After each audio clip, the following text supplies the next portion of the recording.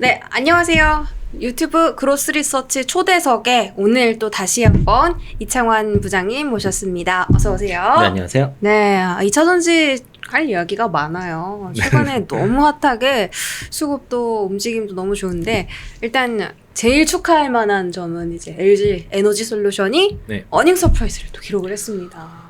뭐 어닝 서프라이즈는 까진 아니에요? 서프라이즈인데 컨센 상회로 그쵸, 봐야죠. 컨센 상회. 서프라이즈. 전 그걸 그냥 서프라이즈 했다라고 좀 해석을 했고, 뭐 수급도 그렇고 전반적으로 이제 점점 좀 캐즘 벗어나나 이런 분위기가 좀 나오는 것 같아요. 유럽에서도 그 독일 전기차 보조금 이외에도 숫자로도 네. 실제로 판매량이 조금씩 더 늘어나고 있다라는 게 확인이 됐고요.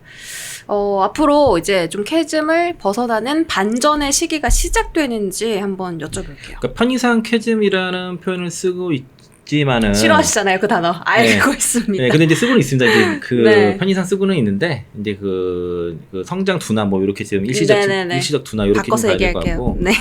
근데 이제 생각보다 길어지는 게 있죠. 지금 1년 이상 좀 길어지고 그런 것들이 이제 그 탈출하는 신호들이 좀 나타나고 있다라고 볼 수 있겠고요. 그게 또 이제 수급으로 나타나고 주가로도 나타나고 있고, 네. 그리고 그 안에서 또 신고가 나오는 종목들도 있습니다. 사선 최고가 종목들도 좀 나왔고, 우리가 오늘 또 나왔죠. 네. 그래서 이제 오늘 그런 얘기를 좀 할 예정이고요. 일단 그 전기차 캐즘 탈출 시그널들이 여러 군데서 발생을 하고 있어서 거기에 대해서 먼저 좀 얘기를 하고, 그리고 시장에서 최근에 가장 핫하게 올라갔던 뭐 TC 스트림 대장 역할을 했던 TCC 스틸 원통형 배터리. 원통형 배터리 예. 46 시리즈 46 그 삼성 SD에는 46파이라고 쓰고 LG 에너지 솔루션은 46 시리즈라고 얘기를 해요. 그러니까 46 시리즈라는 이유가 그러니까 테슬라가 제안한 4680이 이게 아주 그 적합한 높이가 아니라 그래요. 그러니까 좀 더 성능이 좋아지려고 하면은 469라든가 46120, 그러니까 높이가 더 높아야지 또 성능이 잘 나온다고 봐서, 그래서 이제 지금 나온 거는 뭐 46120까지도 있어서 그래서 46X, 46파이, 46 시리즈 이런 식으로 가는 거고, 또 공매도 관련돼서 제가 꾸준히 말씀드리고 있는데 이제 9월 9월 23일부터 상당히 중요한 그 내용들이 좀 나왔습니다. 공매도 그 무차익 공매도 방지 시스템 이런 구축에 관련해서 상당히 중요한 내용들이 많이 나와가지고 그런 것들을 오늘 좀 얘기를 할 거고요. 첫 번째 얘기를 하면은 이제 그 계속 강조드렸던 얘기죠. 이제 내년에 이제 신규 전기차들이 출시가 되고, 그리고 이제 오토론 금리가 하락이 되게 되면서 그러면서 이제 캐즘 극복이 될 것이라고 말씀드렸던 건데, 이거는 테슬라 얘기입니다. 이제 테슬라도 마찬가지로 이제 내년에 신차들이 좀 많이 나와요. 그 네. 모델 Y라든가 모델 Y 주니퍼, 사이버 트럭도 저가 모델이 내년에 또 나올 것으로 예상을 하고 있는데, 어쨌든 그동안 금리 인상 때문에 그 오토란 금리가 많이 급증을 했기 때문에 사실 캐즘이랑 그런 것들이 결국에는 전기차가 안 팔려서 그런 거니까. 근데 안 팔렸던 이유를 보면은 내연 기관차 대비해서 좀 비싸다는 좀 생각이 들거든요. 네. 그 테슬라 모델 Y 같은 경우도 국내에서 거의 이제 그 상위 등급 같은 경우에는 1억을 호가하는 그런 판매가 됐던 것이고, 같은 차인데 막 차 가격이 막 3천만 원씩 오르고 막 이랬던 거거든요. 되게 비싸네요. 그 테슬라 헤지처럼 막 그 차량 가격이 막 변화가 있었잖아요. 네. 이제 그래서 이제 금리 인하가 되고 또 저가 배터리 가격이 많이 떨어진 상황에서 차 가격도 많이 떨어지고 또 금리도 떨어지면서 오토론 금리가 하락이 되게 되면은 여기서 또 좋은 차까지 나오게 된다 했을 때는 내년도에는 유의미한 성장이 나타날 거다. 이게 네. 테슬라의 사례지만은 결국에는 전기차 시장 다 마찬가지라고 보고 있고, 또 이제 전기차뿐만 아니라 이제 테슬라 같은 경우에는 ESS 사업부가 좀 호조를 보이고 있거든요. 배터리 3사 같은 경우도 ESS 시장에서 지금 상당히 투자를 하고 있고, 거기서 지금 조금 성과가 나타나고 있으니까 특히 25년도 하반기 또 26년도에는 북미 시장에서 ESS 시장도 우리 배터리 3사들한테 상당히 이제 큰 성장 동력의 하나가 될 것이다라고 좀 보고 있는 거죠. 그런 것들이 테슬라를 대표해서 이런 그림들이 나타날 건데, 대부분의 그 K배터들이 이런 모습들을 앞으로 나타날 거라 보고 있고요. 제가 9월 달에 유럽의 전기차 판매량 데이터가 나왔는데, 영국, 독일, 프랑스 자료가 있었어요. 그리고 이제 주요 그 9개국까지 자료가 나왔는데, 영국이 9월 달이 전년 동기 동월 대비 27%, 전월 대비 225% 판매량 증가가 나왔고, 독일이 5% 그 전년 동월 대비 전월 대비해서 22% 나와서 독일의 반등이 좀 의미가 있다고 보여지고요. 네. 또 프랑스 같은 경우는 전년 동월 대비해서는 16% 감소가 나왔지만은 전월 대비해서는 99%의 증가가 나와서 유럽 9개 국가의 그 9월달 전기차 판매량이 이제 전월 대비 82% 증가, 전년 동월 대비 6% 증가가 나왔다는 거죠. 특히 이제 전월 대비해서 확실히 크게 증가가 나왔죠. 특히 그러네요. 네, 영국 같은 경우가 이게 200% 넘게. 그렇죠. 그래서 주요 9개 주요 9개국도 이제 82% 증가 나왔으니까 이거 의미가 있다고 보여져요. 네. 그래서 그동안에 이제 LG 에너솔루션이 고전했던 이유 중에 하나가 유럽 쪽의 가동률이 낮아서 있는데 최근에 가동률이 올라오는 모습들이 나타나고 있어서 이것도 그러한 캐즘의 극복에 대한 어떤 시그널이 되지 않냐라고 볼 수 있겠고요. 그리고 이제 그 차가 잘 팔려야 되는데 최근에 이제 테슬라가 그동안 국내에서 가장 많이 팔리는 전기차였는데 캐스퍼 일렉트릭과 EV3가 판매가 급증을 하면서 네. 테슬라 모델 Y의 판매량이 급감을 하고 있습니다. 실제로 그 EV3가 출시된 7월 달에 테슬라 모델 Y 판매량이 1623대로 해서 전월 대비 반토막이 났어요. 이게 그리고 그 6월 달에 3,000대 넘게 팔던 차이거든요. 네. 그리고 이제 캐스퍼 일렉트릭이 8월 달에 출시됐는데 그때 모델 Y 판매량이 1215대, 전월보다 또 줄었죠. 그리고 지난달 9월 달에는 1000대 밑으로 떨어졌습니다. 그리고 가면은 EV3랑 캐스퍼 일렉트릭이 굉장히 잘 팔리고 있고 캐스퍼 일렉트릭은 2개월 만에 그 출시 2개월 만에 판매량 1위였던 EV3를 제쳤어요. 그리고 캐스퍼 일렉트릭 9월달 판매량이 2075대, EV3가 2022대. 그러니까 지금 이 한국 두 차가 테슬라를 꺾었다는 거죠. 네. 테슬라 모델 Y를.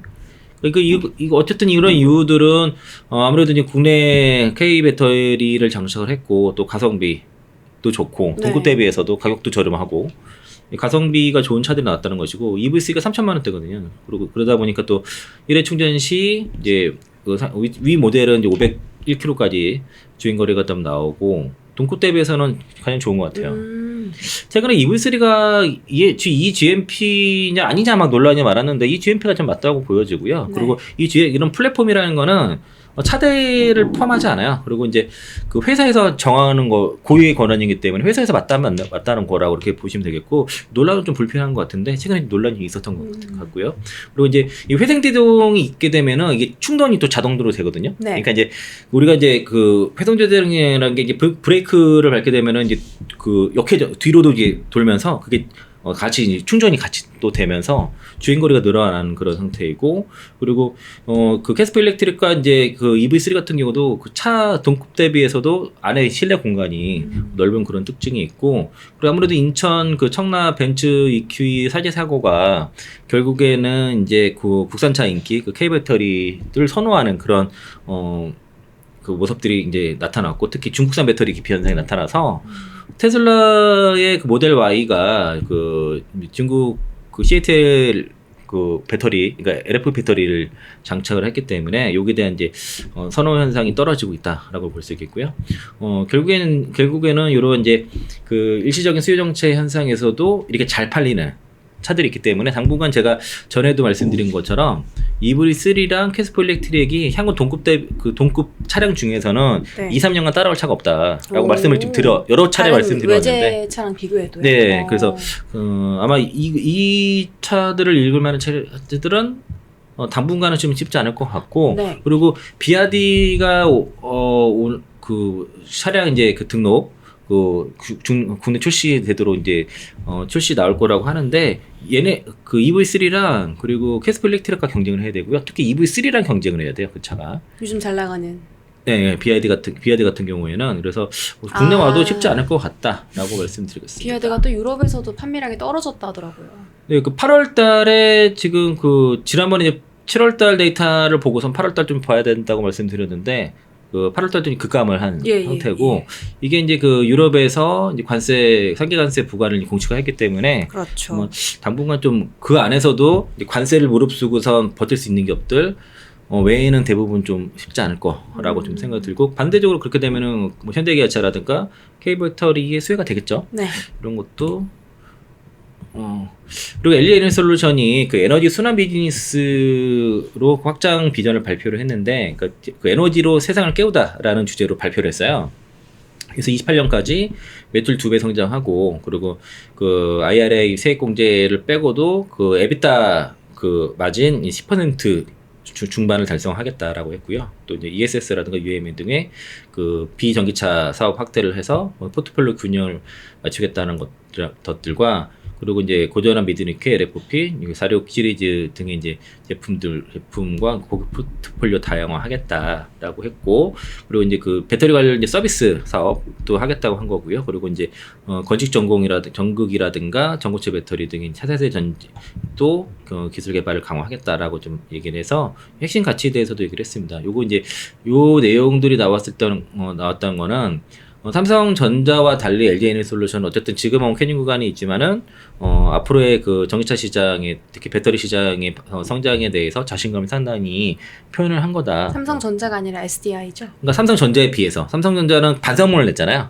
실적 발표할 때. 그런 식으로. 네, 삼성전자는 실적에 대해서. 네, 같은 실적을 냈는데 네. 이제 컨센 하회가 나왔고, 그리고 그렇죠. 컨센 상회가 나왔죠. LG 엔솔은. 그런데 삼성전자는 어쨌든 사과문을 올렸고요. 네네. 그리고 그 LG 에너지솔루션은 이런 그 비전을 발표했다는 거죠. 이런 차이가 분명히 있는 것이고, 네. 삼성전자는 사실 제가 파운드리 쪽에 문제가 있다는 얘기를 숱하게 말씀드렸었는데 싫어하시더라고요. 그래서 뭐 이미 주가도 많이 빠질 대로 빠졌기 때문에 여기서 뭐 더 얘기할 필요는 없을 것 같고, 그동안 제가 우려했던 것들, 문제점을 지적했던 것들이 지금 최근에 뉴스로 막 나오기 시작했습니다. 네. 제가 그걸 알았던 이유가 내부자들 연구원들 얘기를 많이 듣다 보니까 지금 상황이 이렇구나를 많이 알아서 듣게 돼서 좀 말씀을 드렸던 건데, 뭐 사실 뭐 그 투자자들 입장에서는 좋은 얘기가 아니니까, 내가 갖고 있는 종목들 마음이 아파요. 아니요, 맞더라도 싫거든요. 저점을 깼기 때문에 지금 마음이 근데 아파요. 지금은 또 그만큼 또 충분히 반영은 됐다라고 볼 수 있겠고, 네. 삼성전자는 역사적으로 80개월 선을 깬 적이 별로 없었는데 이번에 깨졌지만은 뭐 기술적인 바닥에 오진 않았나. 그리고 10년 이동 평균선이 한 56,000원에서 7,000원 되거든요. 설사 여기서 더 빠져봤자 그거 밑으로는 빠지기 어렵다라고 개인적으로 그렇게 보고 있습니다. 네.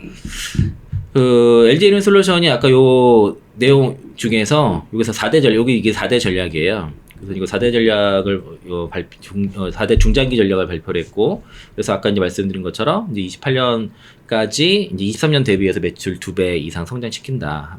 그럼 대략 한 68조 정도 되나요? 네. 그 정도 될 것 같고, 그리고 IRA 세공제 빼고도 10% 중반의 EBITDA 마진을 달성하겠다라고 했고요. 이게 실제는 요게 이제 감가상각하고 뭐 법인세 내고 이자 내고 하게 되면 더 줄어들겠지만은 네, 그쵸. EBITDA 마진 기준이라 얘기를 했고요. 그리고 이제 여기 그 비전기차, 넌전기차 사업 부분에 대한 이제 균형 있는 사업 포트폴리오 구축을 하고, 아까 여기 포트폴리오 다양화한다는 것과, 그리고 이제 서비스 영역 사업 기반 그 확보를 하고 차세대 배터리 개발하겠다, 이런 내용들이 쭉 나와 있는 거고요. 요거에 대한 상세 내용입니다. 요거는 이렇게 한번 읽어보시면 좋을 것 같고요. 그리고 이제 여기 그 LG 에너지솔루션의 사업부가 어떻게 되어 있냐면은 네. 자동차는 대형 전지예요. 대형 전지, 요게 이제 주로 이제 GM이라든가 이런 쪽 그런 그게 이제 대형 전지 쪽, 파우치 배터리라든가 이런 것들이 거의 다 대형 전지에 들어가고, 네. 소형이 원통형이 들어가는 원통형 배터리입니다. 그러니까 소형 전지가 이제 뭐 2170이라든가 4680 요게 다 소형 전지예요. 그게 이제 테슬라 향후라든가 ESS로 들어오고 전동기구 그런 것들 들어가는 것들이 다 이제 소형 전지라고 보시면 되겠고, ESS 사업부가 또 별도로 또 있습니다. 이렇게 사업부가 나눠져 있어요. 그래서 이제 특히 이제 북미 시장에서의 그 확고한 1등 구축과, 그리고 그 유럽 시장에서 지위 강화를 위한 중장기 로드맵을 공개를 해서, 그래서 이제 28년에는, 그러니까 26년까지는 글로벌 생산 시장 운영을 효율화를 통해서 전기차 캐즘 극복의 전환점을 마련하는 데 집중을 하고, 28년에 고전한 미드니켈 파우치형 제품, 그리고 건직 전공을 활용한 LF 배터리 그 제품 등을 소개하는데, 특히 건직 전극 같은 경우에는 그 LG 에너지솔루션 그 대표가 얘기한 것처럼 그 LFP의 저기 그 예전에 그 전 회장, 네. LG 에너지솔루션 부회장, 네. 성함이 뭐였죠? 갑자기 생각이 안 나요. 저도 생각이 안 나요. 그분이 말씀하신 그 LFP가 건식 전공에 상당히 그 적합하다 그러더라고요. 그러니까 그렇죠. 건식 전공이 그 LFP에 상당히 적합하다 얘기를 해서 요 얘기인 것 같고, 그리고 그 28년에 고전한 미드니켈 파우치형 제품 나오는데, 사실 이게 나오게 되면은 LFP 제품들 상당히 좀 잡아먹을 수 있는 그런 제품이라 볼 수 있겠고요. 그래서 여기에 대한 그런 이런 제품을 통해서 차별적 우위를 공고히 하고, 2024년도에는 이제 뭐 좀 더 기술이라든가 그리고 지역이라 그 고객에 대한 맞춤별 전략을 통해서 그 전기차 배터리 산업의 주도권을 확보해 나간다는 계획이라고 얘기를 했고, 그리고 그 소형 전지가 아까 제가 그 원통 배터리 주로 얘기했잖아요. 요게 46파이가 그 46 시리즈가 들어가는 거예요. 그래서 이제 그 모빌리티에 들어가는 게 전기차만 들어가는 게 아니라 여기 이제 뭐 그 전동 공구라든가 뭐 이런 가전기구 있잖아요. 이런 데도 다 원통 배터리 주로 들어가기도 하는데, 그래서 청소기 너무 무거워요. 네. 저 LG 거 쓰거든요. 손목이 아파요. 저는 샤크 거 써요. 아, 샤크 가벼워. 아 그래. 추천. 아, 저 LG 엔솔의 부흥을 위해서 LG 걸 쓰고 근데 여기 있어요. 46파이 그 46 시리즈 같은 경우 다 이 소형 전지 쪽에 들어가거든요. 이게 이제 좀 테슬라라든가 뭐 벤츠라든가 이런 쪽이 좀 앞으로 들어갈 것이고, 그리고 이제 여기 그 배터리 백업 장치, 청소기, 전동 공구 이런 쪽에도 그 고출력 제품도 들어가고, 앞으로 AI 데이터 센터 이런 쪽에도 배터리 많이 들어갈 테니까 이런 부분에 대한 신규 고객을 개척하는 데 적극 나서겠다라고 하고요. 사실 이런 부분들은 이 원가 경쟁이 상당히 중요하고 신기술 적용하는 게 중요해서 이제 이런 부분 강화하겠다고 한 겁니다. 그래서 이런 글로벌 주요 생산지 확대를 통해서 또 물리적으로도 경제 우위를 확보해 나가겠다라는 그런 계획들을 얘기를 했고, ESS 사업복에서 여러 번 말씀드린 것처럼 이제 28년도에 미국 ESS 배터리 시장 점유율 1위 하겠다는 목표를 얘기한 게 이게 가능할 것 같아요. 왜 그러냐면 26년부터는 그 중국의 ESS 배터리에서도 관세를 매기거든요. 25% 추가 관세가 나오기 때문에 그렇게 되면 사실상, 그리고 또 이제 그 정부에서도 중국 배터리 쓰지 못하도록 좀 제가 계속 말씀드렸던 거라서 이게 불가능하지 않다고 보고 있습니다. 그래서 이제 ESS 시스템 통합 같은 경우도 글로벌 탑 3를 달성해서 이제 5배 매출 성장을 이루겠다고 목표를 잡고 있고, 아마 향후에 북미 시장에서는 배터리 3사가 거의 이제 그 1, 2, 3위를 다 장악을 할 거다라고 좀 보고 있습니다.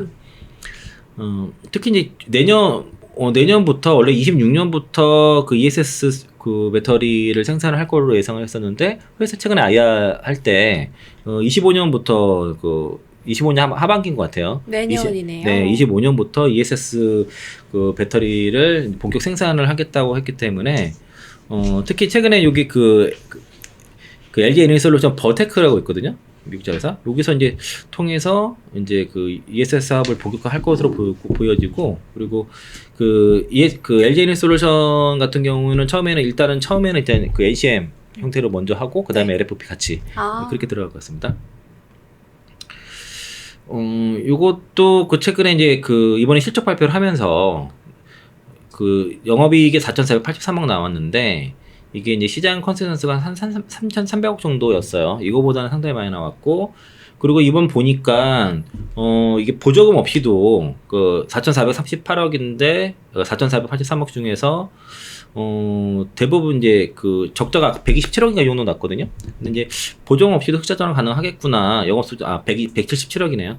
그러니까 가능하겠구나라는 게 이번 실적을 통해서 나타났다고 볼 수 있겠고요. 그리고 이제 이번 실적을 통해서 어쨌든 K배터리가 저점을 지나고 있다라는 이제 주장이 힘을 싣고 있다라고 볼 수 있겠고, 그 전은 대부분 이제 GM도 지금 재고 조정, 그러니까 배터리 구매 감소하고 테슬라가 아직 납품 들어가지 않은 상태다 보니까 실적 좀 안 나오지 않겠냐라고 많이 했었는데, 그거보다는 좀 잘 나왔다고 볼 수 있겠고, 또 이제 최근에 이제 그 11월 대선에서 그 트럼프 전 대통령이 승리하더라도 공화당 내부에서 그 IRA 폐지 반대 움직임이 감지되고 있고요. 또 그 석유 기업들도 그 IRA 완전 폐지돼서 지금 반대하는 그런 목소리를 내고 있습니다. 해리스 후보가 이길 경우에는 전기차 정책의 유지라든가 강화에 대한 기대를 할 수 있을 것이고, 그리고 최근에 CATL이 리튬 강사 일부 좀 중단하는 바람에 요거 리튬 가격에 대한 저점에 대한 형성, 그리고 배터리 가격에 대한 저점 형성 가능성이 지금 나타나고 있고요. 그래서 이제 김철중 미래에셋애널리스트도 같은 얘기 한 거예요. 저랑 똑같은 얘기 한 겁니다. 금리나 신문대 출시가 그 진행되는 이제 2025년 그 판매 예상치에 따라서 전기차 수요의 긍정적인 개선이 가속화될 수 있다라고 해서, 그리고 25년도 방향성을 봐야 되는 거죠. 네. 3분기 실적이 조진할 수 있고, 이런 실적 부진이 4분기까지도 이어질 수는 있겠지만은 결국에는 25년도, 26년도에 그 성장을 보고서 우리를 투자를 해야 되기 때문에 지금 오늘 그 10월 달이니까 3분기 끝났잖아요. 끝났죠. 이제 4분기잖아요. 네. 이제 그래서 3분기 실적 발표는 그렇게 의미를 크게 두지 않으셔도 좋을 것 같습니다. 앞으로의 가이던스가 더 중요하다. 네네. 앞으로의 비전을 발표하는 게 더 중요하다. 어느 기업들이 그런 비전들을 발표할 수 있는지를 유심히 보시는 게 좋을 것 같습니다. LG에너지솔루션 오늘 좀 눌리긴 했는데 이제 시가총액 100조 원이 9개월 만에 좀 돌파가 좀 나왔었습니다. 그래서 이제 연중 다시 마이너스가 된 것 같아요. 연중 수익률도 플러스로 처음으로 8일에 지난 8일에 처음으로 이제 돌아섰고 시가총액 100조가 남은 게 이제 그 8일에 102조였거든요. 102조. 근데 여기서 1월 2일 이후 처음으로 100조 돌파인데 오늘 빠졌으니까 100조 깨졌겠죠, 사실. 이제 그 시가총액 안 보고 와가지고. 오늘 조금 빠졌어요. 그리고 이제 최근 그 뭐 조단위 계약을 하는데 이게 요거 좀 이따 다시 설명 좀 드릴게요. 왜냐면 그 벤치랑 50.5기가와트시 규모의 그 계약 11년짜리 계약이 나왔는데 네. 50.5기가와트시가 지금 그 뉴스에 나온 게 이 해당 조선비제 나온 게 한 6조 5천억 정도로 얘기를 하고 있거든요. 그런데 요게 나온 금액이 골드만삭스에서 25년도 그 2차 전지 가격, 그 배터리 가격 킬로와트당 99달러 예상한 거 이거를 계산해서 한 거예요. 이게 글로벌 평균이잖아요. 그럼 여기에는 그 3원계도 있고 LFP도 있을 거란 말이에요. 더 가격이서. 그러면은 사실 이거보다도 LG에너지솔루션에 판매하는 그동안 갖고 있던 판매하던 가격을 기준으로 산정을 할 필요가 있는데 다소 좀 적은 것 같아요. 그래서 다른 증권사에서는 뭐 8조에서 9조 얘기도 있는 상황인데 그래서 LG에너지솔루션의 평균 가격으로 했을 경우는 10조가 넘어갑니다. 그래서 이거는 좀 그러니까 회사에서 밝히지 않았기 때문에 그런 좀 논란이 있는 것 같고 이거 5, 6조보다 수조원보다는 좀 높을 것 같다라고 좀 볼 수 있겠고요. 또 이제 여기 99조 9,100억이네요. 100조가 딱 안 되네. 그러니까 딱 1,000억이 모자르네요. 그 LG에너지솔루션이 아직은 대부분 손실이 좀 더 많아요. 대략 중간값이 그 매 평균 중간값이 그 뭐 네이버페랑 NH투자증권 기준으로는 뭐 45만 1,000원이라 그러니까 네. 좀 더 올라가야 손실 투자자보다 수익 투자자가 더 많아진다라고 좀 볼 수 있겠고 아마 이거 넘어가지 않을까 싶어요. 요거 좀 좋은 소식이라 봐야 되는데 작년에 에코프로가 에코프렌들리 데이를 안 했거든요. 네. 자동차 회장 구속이 있다 보니까 안 하게 됐는데 이번에 11월 8일에 이거 드디어 합니다. 2년 만에 하는 것이고 이동채 그 전 회장이 최근에 좀 모습들을 좀 냈어요. 그러면서 그게 이제 그 중국 GM과의 이제 그 MOU 체결한 거가 이거 이동채 회장이 적극 나서서 그런 것이고 그래서 지금 최근에 모습 나타나면서 머지않은 시점에서 그 에코프로의 새로운 뭐 로드맵을 구체화할 그런 에코프렌들리 데이를 하지 않겠냐라고 그 업계에서는 좀 전망을 하고 있었고 그리고 일단은 상임 고문으로 복귀를 했죠. 그리고 이제 갔다 그 1년 동안 공백이 있다 보니까 회사 사정이 상당히 좀 안 좋은 어려워졌고 전보다 네. 그리고 그래서 여러 가지 경영 전략을 어쨌든 어필하기 위해서 에코프렌들리 데이를 개최할 것이라고 예상하고 있었는데 그거에 대한 공시가 나온 겁니다. 그래서 이제 그 2024년 에코프렌들리 데이 개최를 통해서 에코프로 그룹 미래 성장 전략을 설명을 하고 여기에 대해서 이제 성년 전략과 재무 목표도 이제 발표를 하고요. 22년도 발표했을 때 2027년도 기준으로 그 캐파 이제 71만 톤 구축을 하고 그 판매 목표가 60만 톤에 매출 30조를 목표로 했었어요. 네. 그런 것 특히 이제 그리고 이제 71만 톤이라는 게 당시에는 이제 프리미엄 것만 이제 뭐 그 미드니켈이랑 LF 이런 걸 빼고 프리미엄 것만 71만 톤인데 여기서도 조정에 대한 가능성도 좀 얘기가 나온 상태인데 어떻게 중장기 전략이 어떻게 변하는지 그리고 또 10월부터는 또 현대차 그 조제 공장에서 이제 그 아이오닉 5 이런 거 생산되면은 SK온 출량도 늘어날 거 아닙니까? 네. 그런 것도 어떻게 될지 대해서 또 중장기 미래 성장형 전략에 대해서 이제 에코프로가 얘기를 할 거다. 이게 되게 중요할 것 같고요. 에코프로 그룹주에 대한 투자에 대한 판단은 이 IR을 보시고선 판단하신 게 좋을 것 같습니다. 요게 이제 오늘 그 2차전지 섹터에서 신고가 나온 종목이 중앙첨단 소재였는데 그 그 중앙천성 소재가 핵심적으로 하는 게 리튬이엄이잖아요. 네. 예, 그 이제 전해액의 핵심 원료가 되는데, 근데 리튬이엄이 리튬보다 이 가격에 더 민감해요. 그래서 리튬 가격이 올라가게 되면 리튬 가격도 같이 올라가게 되고, 네. 리튬 가격이 떨어지게 되면은 리튬이엄 가격도 같이 판가가 떨어질 수밖에 없는데, 되게 더 민감하게 움직인다고 볼 수 있겠고요. 지금 그 세계 2위 강산 기업인 그 리오틴토가 리튬 기업 아카디움 인수를 시도한다는 그런 뉴스가 최근에 이제 10월 7일 날 나왔었고, 그리고 리오틴토를 만약 인수하게 되면은 세계 3대 리튬 공급업체로 이제 부상을 한다. 그래서 이제 여기에 대해서 사실 아카디움이 그 같은 경우는 그 리오틴토가 계속 M&A 대상으로 눈여겨보고 있었는데, 그동안 리튬 가격이 너무 높다 보니까 엄두를 못 내다가 이걸 기다렸던 거예요. 그래서 요거를 되게 호시탐탐 노리다가 리튬 가격이 상당히 떨어진 거 보고서 이제 인수를 좀 적극적으로 좀 추진했고, 이런 리튬 침체기를 기다리고 있었던 거죠. 소위 말해서 싸게 떨어질 때까지 기다리고 저가에 있었던, 사려고. 네, 그쵸. 기다리고 있었던 것이고, 이럴 때 사야 돼, 이럴 때. 그러니까 리튬 관련 종목들도 이차전지도 지금 이럴 때 사야 된다. 이거 대표적으로 그 세계 2위 광산 기업 리오틴토가 이걸 보여준 그런 결단을 한 것이고, 실제로 그래서 이거 왜 안 되냐? 어제 나왔는데 인수지 계약을 체결했습니다. 구조. 했어요. 예, 구조. 예. 67억 달러로 해서 아카디움 리튬 인수하는 계약을 체결을 했고요. 현금 주당 5.85달러 해가지고, 그래서 이제 지난 4일에 리오틴토의 그 인수 소식이 처음 보도된 시점에 비해서는 90%의 가격 프리미엄이 붙은 것이고요. 또 올해 아카디움의 거래량 가중 평균 가격 대비해서는 39%의 프리미엄이 붙은 가격입니다. 상당히 높은 가격 프리미엄 주고 산 것이고, 이러면서 오늘 요 소식과 더불어서 그 지난 주말에 이제 우리 그 그로스 리서치에 이제 그 출연하셨던 선대 소장님께서 타 채널 가지고 그 중앙청산 소재 그 약간 템버거 종목식으로 말씀하셨거든요. 그러고 나서 이제 월요일 날 급등이 나왔고, 그리고 오늘 또 추가적인 급등이 나왔는데, 특히 요 기사와 연동돼서 많이 좀 움직였던 것 같아요. 개인적으로는. 그래서 아카디움 여기 그 리오틴토 최고 경영자의 얘기는, 그 아카디움 리튬 인수는 리오틴토의 선도적인 알루미늄이 구리 사업과 세계적인 리튬 사업을 창출한다는 장기 전략에서 중요한 진전이라고 얘기를 했고, 또 이제 지금 그러니까 결국에는 현재는 리튬이 공급 과잉으로 하락을 했지만은 향후에는 장기적으로는 리튬 공급 부족이 발생할 것으로 보는 거죠. 이렇게 예상을 하고 있다고 했고, 향후 리튬 수요가 연간 10%씩 성장하면서 공급 부족으로 이어질 것으로 예측을 한다라고 리오틴토 쪽에서는 얘기를 했고, 그게 바로 인수한 이유가 될 것이라고 보여지고요.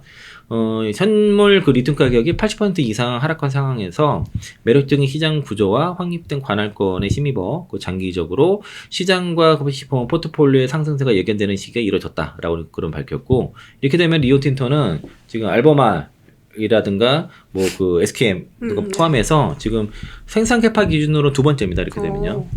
그래서 상당히 이제 여기서 빅딜이 좀 일어났다고 볼 수 있겠고요. 이런 것들이 뭐 특히 리튬 관련 종목들에 대한 그 모멘텀이 됐는데, 이제 그 중앙청산 소재 오늘 아마 그 외국인이 100만 주 넘게 샀어요. 그리고 또 그저께 120만 주 또 넘게 사가지고 이제 그 장기 조정이라든가 기간 조정 끝나고 그 매집 끝나고 나서 이제 새가 본격적으로 좀 들어온 것 같아서, 가지고 계신 분들 입장에서는 뭐 쉽게 팔 건 아닌 것 같습니다.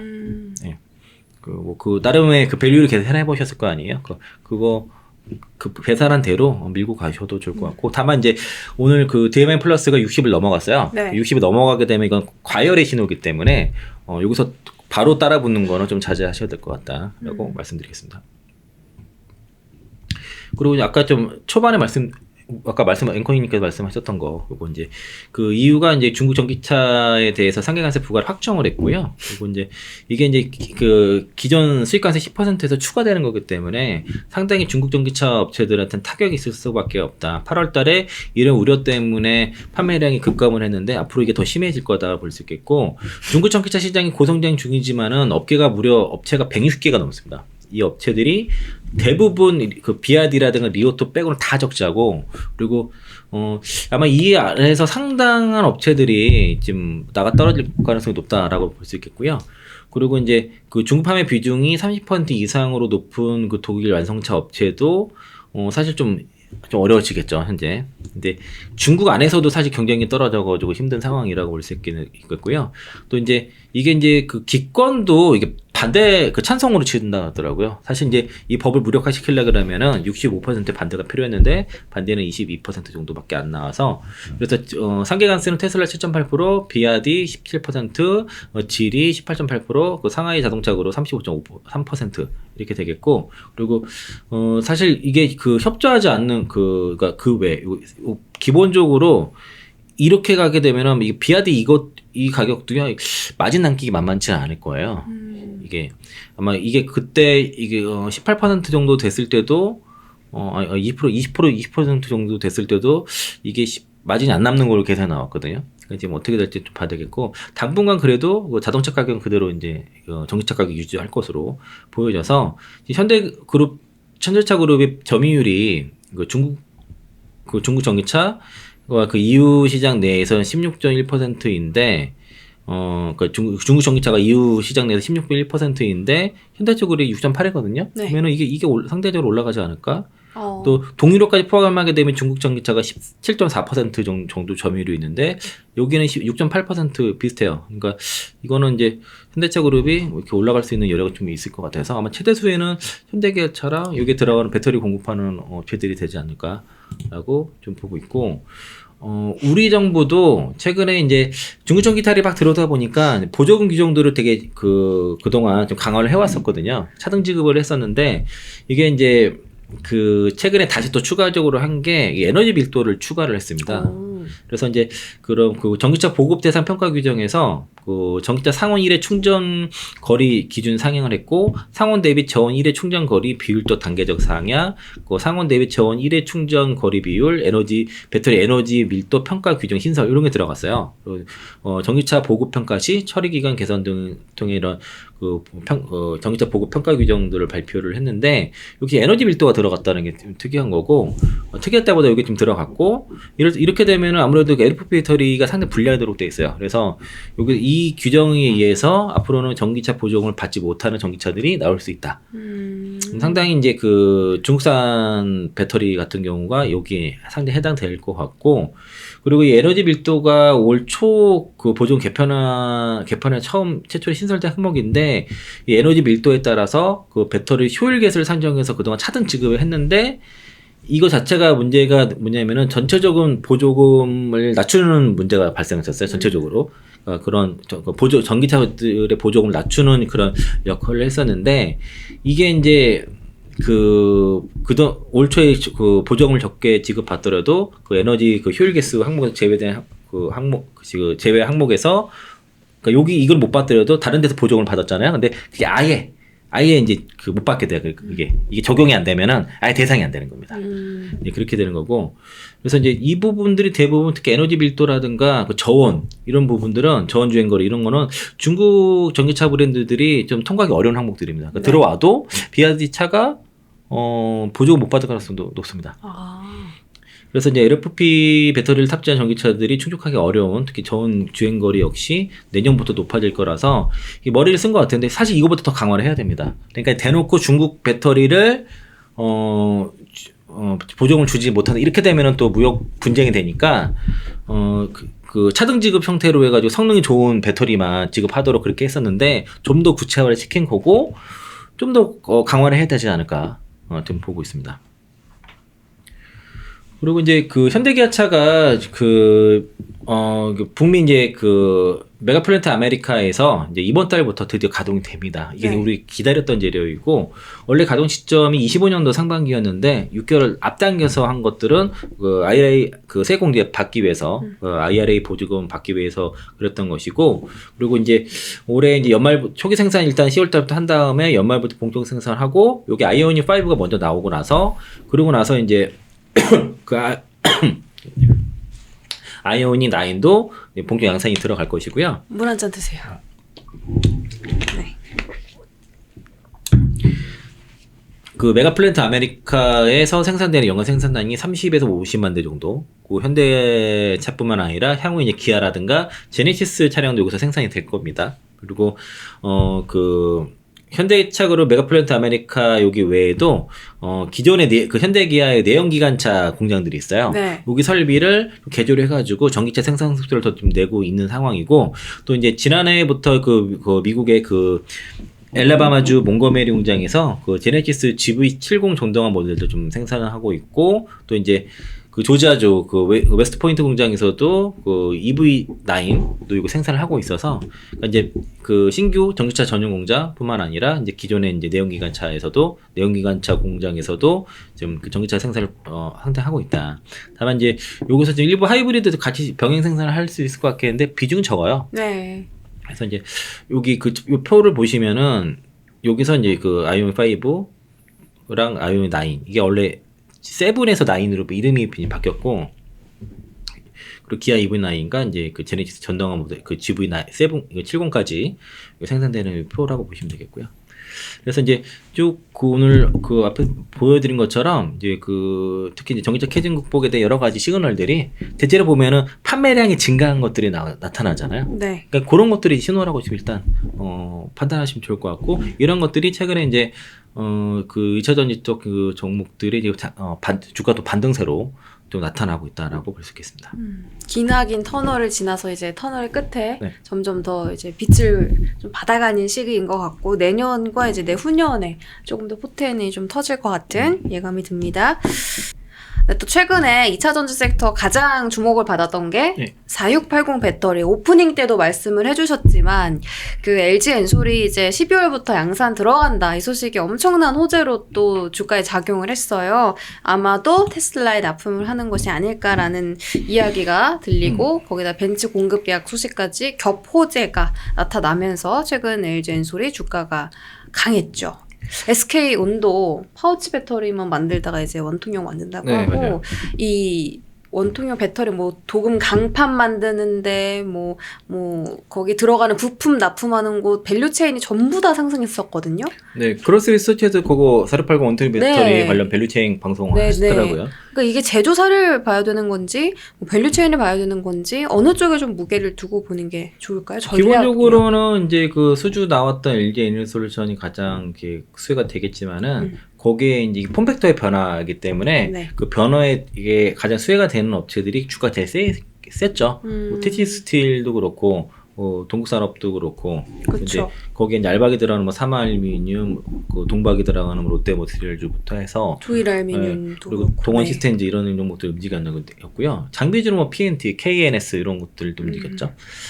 테슬라가 이제 최근에 1억 번째 그 4680 배터리셀 생산했다고 해서 뉴스에 나왔고 삼성증권에서는 수율이 한 72% 정도 추정을 하고 있더라고요. 그리고 이제 뭐 대부분 이런 비슷한 생각들을 하는 것 같은데 이게 이제 요 수율 가지고는 사실 양산을 하기는 좀 어렵습니다. 이게 특히 건식 전공을 사용했다고 하는데 수율 측면에서는 건식 전공으로 좀 보기는 어렵다라고 좀 보는 것 같고 그리고 이제 26년까지 건식 전공을 활용한 그 4가지 버전의 4680 배터리 개발을 발표하겠다고 해가지고 이게 이제 NC05, 20, 30, 50 이런 식의 지금 배터리 셀 코드명을 발표를 했거든요. 근데 이게 뭐 어떻게 나올지 모르겠습니다. 다만 이제 그 삼성증권 리포트 상으로는 4680 셀 양산의 어떤 개발 옵션 중에 옵션을 나열한 것일 것이다라고 얘기를 했고 특히 이제 그 NC05 같은 경우나 그 20 같은 경우에는 옵션이 별로 그 특성이 정확하지가 않아요. 그래서 이제 이런 정도 내용이 있다. 아마 이게 이제 컨셉이지 않을까. 뭐 이게 그리고 4680 같은 경우도 4년 전에 뭐 양산하겠다 했던 것도 4년 돼서 이 정도 온 거거든요. 그러니까 이거 4680 지금 들은 지 몇 년째인데, 네. 그쵸? 그래서 그리고 이제 그 충전 속도도 느리다는 얘기 좀 있어. 성능이 좀 떨어진다는 얘기가 좀 있어요.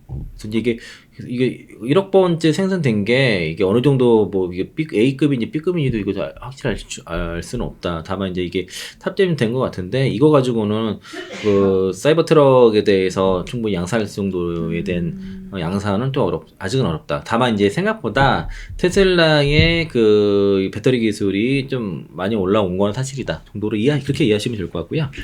그래서 이제 그 테슬라가 엔솔에다가 이제 그 4680 배터리 주문했다는 뉴스가 나왔죠. 그래서 이제 이게 그 엔솔에서 밸류체인 업체들은 준비하라라고 얘기를 이제 한 것이고 이렇게 이제 그 양산을 12월 달 하겠다고 결정을 한 거거든요. 네. 이 얘기는 주문을 받았다는 얘기예요. 아, 예. 예. 그래서 이제 확정이 됐기 때문에 물량은 변동이 생길 수 있지만은 일정 자체는 확정이 된다. 확정될 거라 보시면 되겠고 이게 8월 달에서 뭐 9월에서 11월까지 늦어진 거죠. 예상보다 늦어졌던 것들이 주가의 조정으로 왔고 이게 확정이 됐으니까 반등으로 나타난 것이고 그리고 테슬라 입장에서는 어쨌든 그 사이버 트럭에 대한 임대량을 확대를 해야 될 것이고 또 내년도에는 그 모델 Y 주니퍼도 출시되고 이렇기 때문에 지금의 양산 속도로서는 감당이 안 되니까 당연히 LG 에너솔루션에다가 4680 생산 요청을 한 것이라고 그렇게 읽어야 되겠고요. 테슬라가 연말까지 요거 그 생산 수율 잡지 못하게 됐을 때는 배터리 사업 접는다는 얘기도 최근에 한 7월 달에 뉴스가 있었거든요. 꼭 기억나시죠? 아, 네. 예. 그래서 그런 차원이 아닌가. 지금 또 파나소닉도 4680 배터리 준비하라고 해서 양산 준비 지금 마쳤다고 합니다. 그래서 이제 엔솔과 파나소닉이 같이 이제 들어갈 것이고 여기에 그러면은 뭐 니켈 공방판이라든가 뭐 그 캔 같은 경우도 들어가고 하겠지만 이게 이제 그 캔 같은 경우 그 이게 소재 같은 4680 소재 같은 경우에는 비상장사들도 꽤 있어요. 아, 좀 있더라고요. 뭐 LG 정밀 이런 예. 걸 보았을 때는 그래서 이제 이거 좀 구분을 좀 하셔야 될 것 같고 그리고 이제 팁을 좀 드리면은 이 4680 배터리에 들어가는 전액을 엔솔 거기다 그 엔캠이 그 독점하거든요. 그러면 거기에 들어간 리튬이온도 향후에는 중앙태능 소재가 이제 그 공급을 하니까 그러면 그렇게 연결이 그렇게 된 겁니다. 그럼 1등은 뭐예요? 이 많은 종목 중에? 일단은 시세가 다 나왔어요. 티시스틸이 먼저 가장 큰 수혜주. 반등을 한 거고 그리고 이제 그러면서 이제 뭐 엔캠도 그렇고 중앙태능 소재 양극재는 이제 LNF가 되겠죠. LNF 좀 반등이 약한 편. 당일날은 강했어요. 당일날은 급등하고. 부장님이 생각하는 픽 하나는요? 글쎄요. 밸류체인 중에. 밸류체인죠. 지금 아무래도 저는 그 전액 쪽을 좀 중시로 보고 있으니까. 아, 전액 쪽으로. 예, 근데 지금 티시스틸이 대장인 건 사실이에요. 네. 그 티시스틸이 시세가 가장 좋죠. 예, 먼저 나왔기 때문에 좀 쉴 것 같고. 그리고 이 누가 만들지 간에 엔솔이 하든 뭐 다른 업체가 하든 간에 그 전액 쪽에서 엔캠이 이제 독점을 할 것이고 시세적으로는 지금 실제적으로 중앙태능 소재가 급등에 나온 것도 뭐 저기 그 종목에 대한 분석도 있지만은 이러한 것들 이제 엔솔량으로 리튬이 앞으로 들어가고 결국엔 테슬라 밸류체인이 되는 거니까 소재단을 좀 네. 보자. 네. 소재가 괜찮은 것 같아요. 네. 그러고 나서 그 다음 날인가 여기 나왔죠? 네. 연이어 나왔어요. 네, 그 벤츠향으로 이제 공급 계약에 나왔는데 50.5GWh로 나왔죠. 그리고 이제 한 11년 정도. 근데 계약 금액이 안 나왔는데 여기 그 DS 투자에서는 그 8조에서 9조 정도로 추정을 했는데 그 선 소장님은 10조 이상 보신 것 같더라고요. 그 이유가 지금 이게 지금 골드만삭스 자료는 글로벌 평균 가격 앞으로 그 배터리 가격이 더 떨어질 거라 봐서 평균 가격 LFP 배터리 섞인 가격을 봤는데 이제 엔솔 게 평균 가격으로 보면은 10조가 넘는다라고 좀 보시는 것 같고 그리고 제가 찾아봤는데 최근 자료가 잘 없어요. 그래가지고 이건 제가 나중에 그 엔솔 관계자한테 한번 물어볼 생각입니다. 네. 그 단가 정도 어느 정도 되는지 꼭 좀 여쭤봐 주세요. 그리고 이제 이게 언론상에서 그 4680 시리즈를 추정을 한다고 해가지고 이 원통형 배터리 종목들 다시 한번 또 움직였다라고 볼 수 있겠고요. 네. 아마도 이제 북미와 이제 기타 지역에서 28년부터 납품 되다 보니까 아마 애리조나 원통형 배터리 공장에서 생산될 가능성이 높다라고 볼 수 있겠고, 이게 애리조나 원통형 배터리 공장이 그 LG 에너지솔루션의 그 북미 두 번째 단독 공장인데 36기가와트시 공장입니다. 그래서 이제 26년부터 가동이 되고, 그리고 그 외에는 지금 추가적으로 내용을 알려줄 수 없다고 하고 있어요. 그래서 이제 LG 에너지솔루션이 그 아까 제가 그 에너지로 세상을 깨우다 그거 이제 비전 발표한 거에 보면은 그 46 시리즈를 통해서 그 전통 완성차 업체까지 고객 포트폴리오 넓히는 등의 그 전기차 사업 내에서 그 제품과 고객 다변에 집중하겠다고 밝혀서 이게 그러한 결과가 나왔다고 볼 수 있겠고, 특히 이제 그 벤츠가 EQ 브랜드를 폐기를 했거든요. 사실은 2030년도에나 이제 브랜드 다시 런칭하겠다고 했었는데 결국에는 그 CATL 배터리 썼다 그렇게 된 거니까. 그럼 이제 엔솔과 같이 이제 결국엔 엔솔을 손을 잡게 됐다라고 봐서 사실상의 그 벤츠가 CATL을 버린 것이다. 아, 그럼 다 엔솔이 가져온 거죠? 그렇죠. 그렇게 봐요. 다는 아닐 거예요. 이게 왜냐면 물량이 작아요. 이 정도 가지고는. 적은 거예요? 네. 차츰 늘려가겠죠. 그래서 앞으로 이거보다 확대가 될 그러니까 그 가능성이 높은 점유율을 거죠. 조금씩 뺏어오는 중이군요. 그렇죠. 그러니까 한 번에 다 그러진 않을 거고. 그래서 이제 일단은 그 오창 공장에서 그 4680 배터리 이제 양산이 진행이 되면은 올해 연말에 생산되는 건 일단 테슬라 쪽으로 가는 것이고, 그 벤츠로 가는 건 28년부터 공급이 되는 거죠. 이게 이제 북미에서. 그러니까 북미 시장에서 차를 팔려고 했을 때는 중국 배터리는 안 되는 거죠. 네, 그 K 배터리나 뭐 일본 뭐 파라손 이런 걸 써야만 그 보조금을 받을 수 있기 때문에 보조금을 받지 않고서는 도저히 가격 경쟁이 나올 수 없다. 그리고 성능적인 측면에서도 마찬가지고. 일단 특히 이제 그 LG 에너솔루션 같은 경우가 이제 그 벤치 수주 받은 거에 대해서 확실히 일단 그 의미를 가지고 있는 것이 볼 수 있겠고요.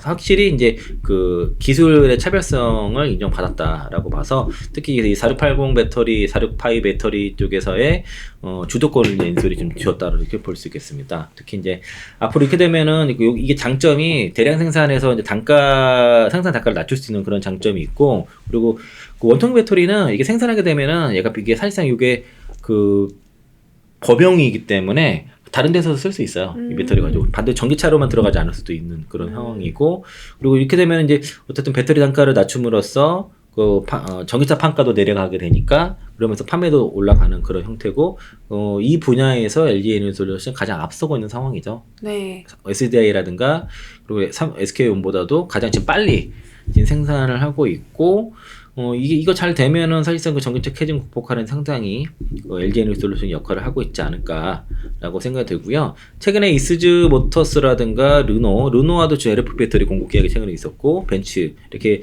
배터리 공급이 연달아 좀 나오면서 이런 그 LG 에너솔루션의 그 차세대 배터리 분야에서의 이제 선도적 입지를 분명히 증명을 했다, 그런 평가를 받았다고 볼 수 있겠고, SK온 같은 경우도 지금 각형 배터리를 하겠다고 합니다. 그래서 이제 각형 배터리 양산을 시작을 했고, 이게 이제 그 중국 지리 그룹에 공급될 거로 보여져요. 중국 그러니까 지리 자동차가 여러 브랜드가 여러 개가 있거든요. 거기에 이제 그 폴스타 같은 경우에 이제 SK온 배터리가 향후에 좀 들어갈 예정이라다 보니까 SK온과 사실 지리자동차의 관계가 좀 돈독한 편입니다. 그리고 이제 각형뿐만 아니라 그 SK온도 4680 원통 배터리 지금 개발하고 있는 상황이라서 한 26년도 양산 가능하다라고 얘기하고 있고, 그리고 이제 내년부터 폴스타 5에 지금은 아직 그 중국 배터리가 시애틀 배터리 NCM 배터리가 들어가 있긴 한데, 네. 이번에 국내에 나온 차 폴스타 제가 사지 말라 그랬잖아요. NCM 523 들어간다고. 시애틀 또 비싸다고. 배터리 비해서. 맞아요. 내년에 이제 생산된 게 그 SK온 배터리가 들어가니까 괜찮아요. 이제 사도 돼요. 내년부터. 일단 차 봐야죠.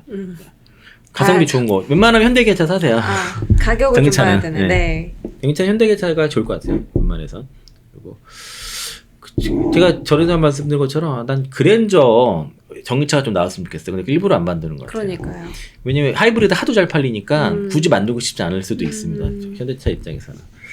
그리고 이제 SK온 같은 경우는 이노베이션과 그 SK 트레이드 인터내셔널, 그 SK 엔통과 합병도 최근에 이제 나와서 그 SK온도 각형 배터리를 개발하고 있는데 26년도나 가능하다라고 볼 수 있고요.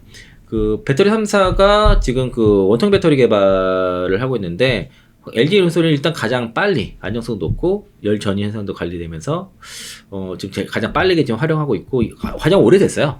그리고 원래 배터리 같은 경우가 원통형 배터리가 기본입니다. 원통형 배터리에서 그래서 이제 뭐 각종 파우치를 가는 거예요. 우리 쓰는 건전지도 원통형이잖아요. 네, 그게 이제 그 납축전지가 원조고, 그래서 이제 그 원통형 배터리가 개수가 많잖아요. 네. 그걸 줄이기 위해서 그만큼 불량률이 많이 나타날 수 있는 거거든요. 네.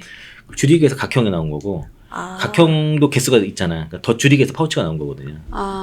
점점. 그렇게 가는 거예요. 그렇게 가는 건데, SK온은 파우치부터 했죠. 특이하게.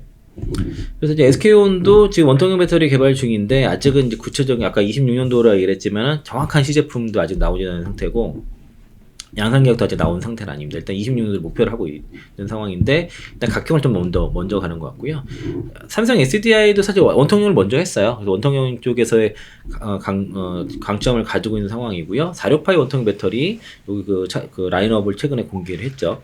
지난 이제 독일 그 IA 트랜스포메이션 전시회에서 올 발표를 한 상태라서 아마 일단 먼저 그 마이크로 모빌리티용으로 먼저 양산이 들어갈 것 같아요. 바이크용으로. 네, 바이크용. 파우치가요? 아니 원통형이요? 원통형. 그러니까 금양 같은 경우도 원래 목표로 하는 게 뭐 드론이라든가 네. 그 오토바이 이제 모빌, 그러니까 바이크, 전기 자전거 이런 거에 먼저 들어가는 걸 목표로 했잖아요. 그래서 금양 같은 경우에 사업 보고서를 보게 되면은 그 수많은 업체들한테 샘플 납품하는 거 내용이 쫙 있거든요. 네. 거기 보면은 UAM, 드론, 뭐 그 전기 바이크 막 이런 식으로 내용들이 많아요. 그리고 일부 전기차도 테스트용. 그래서 나중에 금양 사업 보고서 보시면은 그 납품 이력들이 되게 짜잘하게 쫙 있어요. 수십 개가 쫙 있거든요. 그런 업체들과 지금 뭐 NDA 맺어서 좀 진행을 하고 있어서 요인은 넣지 않았지만은 실체가 없진 않고 최근에 그 SM랩 3공장 준공 중인 거 사진 제가 받아봤습니다. 거기 그 건설 소장님한테. 네. 그래서 그 양극재, 그 SNF도 그 상공장 양극재도 증설 좀 추가적으로 들어가서 지금 준공 열심히 좀 짓고 있어요. 지려고 하고 있고 아마 내년 4월 정도에 내부 시설 공사 들어간다 하더라고요. 그러니까 이제 금형 실체 없는 건 아니다라고 봐서 지금 주가 많이 빠졌잖아요. 네. 제가 우선 오늘 그 금양을 사고 싶어 하신 분이 계셔가지고 그래서 이제 자기 꼭 사셔야겠대요. 그래가지고 그래서 그분 제가 매매액을 전에 보니까 제가 그때 보니까 금양을 그 처음에 그분 거를 매도를 시켜드릴 때가 14만 원대 매도했더라고요. 그리고 나서 꽤 한 몇천 주를 매도를 했고 한 200주가 남은 게 아니다. 200주는 나중에 매도했고 한 1000주 정도를 그 MSCI 편입 할 때 그때 12만 원대 매도를 하고 나머지 잔량 200주는 손절했던 것 같아요. 그 10만 원 밑에서 매도를 했는데 근데 그때 마지막 매도한 가격보다 지금 훨씬 밑에 있거든요. 네. 그래서 사드렸어요. 가격적 메리트가 있어서. 네, 그래서 이제 분할 매수 관점에서 이제 분할로 매수하자라고 의견 드렸는데 추천드리는 건 아니에요. 근데 고객이 오늘 그런 요청이 와서 그동안 충분히 수익이 많이 났다 보니까 지금 사더라도 전에 훨씬 높은 곳에 팔았잖아요. 훨씬 더 싸게 사니까 그런 관점에서는 그냥 그러면은 뭐 일부 좀 하셔도 된다 그렇게 말씀드렸고 그래서 원통 배터리 정도는 이 정도 말씀을 드리면 될 것 같고요. 최근에 시세가 나왔기 때문에 막 따라붙고 이러지 마세요. 네. 이거 좀 이런 것들이 사실 이제 전기차 캐전 극복에 대한 원동력이 되는 그런 재료들이다라고 말씀드렸고 테슬라가 쏘아 올렸지만은 결국에는 이 원통 배터리의 시장은 LG 에너솔루션, 뭐 삼성 SDI, 뭐 파나소닉도 포함은 될 수 있겠지만 이런 이제 그 배터리 3사가 실제 수혜가 된다라고 보시면 되겠고 그 중심에는 엔솔이 있다라고 네. 보시면 되겠습니다. 알겠습니다. 원통형 배터리에 대한 이야기까지 나눠봤고요. 마지막으로 이제 공매도 얘기를 좀 해볼 텐데 그때 당시 공매도 제한한다라고 했을 때 굉장히 말이 많았어요. 이거 왜 갑자기 억지로 또 이런 제도를 거냐. 오히려 안 좋다. 자금 없어진다. 자금 다 빠져나간다. 그런 얘기 많았는데 최근에 또 FTSE 지수에서 좀 탈락할 뻔했다가 구사일생으로 살았죠. 근데 이제 공매도 제한 이제 끝나는 게 내년 3월 말이잖아요. 네. 그때가 되면 좀 외국인 수급이 좀 들어오려나 싶기도 하고 이 공매도 제한이 또 통합 가이드라인이 나왔어요. 지금 약간 그 설명이 왔다 갔다 하신 부분이 있는데 그러니까 일단 FTS 선진 지수에서 제외될 뻔했죠. 네. 그래서 이제 그 관찰 대상국에서 지정되지 않았던 게 이게 중요했고 이게 지정됐었으면은 장이 좀 한번 좀 출렁거릴 수 있을 만한 굉장히 큰 이슈였습니다. 이제 탈락돼서 다행인 거죠. 네, 정부가 어쨌든 그러니까 유지가 된 거죠. 관찰국에서 지정되지 않은 거고 네. 정부가 어쨌든 내년도에 공매도 전면 재개하는 거에 대해서 상당히 노력을 하고 있기 때문에 거기에 대해서 점수를 줘서 좀 더 지켜보겠다라고 네. 인식하면 좋을 것 같고 그리고 공매도 같은 경우에는 사실은 이게 이제 없으면 안 되는 그러니까 있으면 안 되는 그런 문제가 아니라 금지를 시켰던 중단을 시켰던 이유가 불법 공매도 때문이었었어요. 그래서 네. 그런 것들을 이제 방지를 하고 특히 무차익 공매도가 문제여서 이런 것들을 방지를 하는 그런 시스템을 전산 시스템을 만들고 나서 재개를 하자라는 거였기 때문에 그래서 이제 그렇기 때문에 그 제안했던 것이고 그런 거 다 개선이 되게 되면은 뭐 시행을 해도 문제가 없겠죠. 제가 그래서 최근에 정부에서 이런 그 공매도 제도 개선에 대한 얘기 한 것들 뉴스를 많이 보여드렸는데 상당히 잘하고 있는 것 같습니다. 그래요? 굉장히 그래서 왜 이렇게 갑자기 기대지 않았던 공매도 제도가 이렇게 급박하게 잘 개선이 됐지? 라고 생각해 봤을 때는 이유가 없지 않았던 거죠. 앞서 얘기했던 그런 내용들도 포함이 되는데 오늘 그 얘기를 할 것이고요. 특히 이제 그 공매도 세력들의 핵심 무기가 그 무기한, 무차입, 무제한 공매도가 제한되는 이슈가 9월 23일에 금투협회가 그 대차거래 상환기간 변경에 관한 모범 규정을 개정했다는 보도가 단독으로 나왔고 최근에 위기뉴스가 이제 여러 군데서 나왔습니다. 이날 유진투자증권에서 뷰를 바꾼 날이에요. 바꿨어요, 뷰를. 이날 9월 24일 이날이에요. 이날입니다. 네네. 이게 뭐냐면 11월부터 기관과 외국인도 개인과 마찬가지로 대차거래 때 최초 상환 기간이 90일로 제한이 됩니다.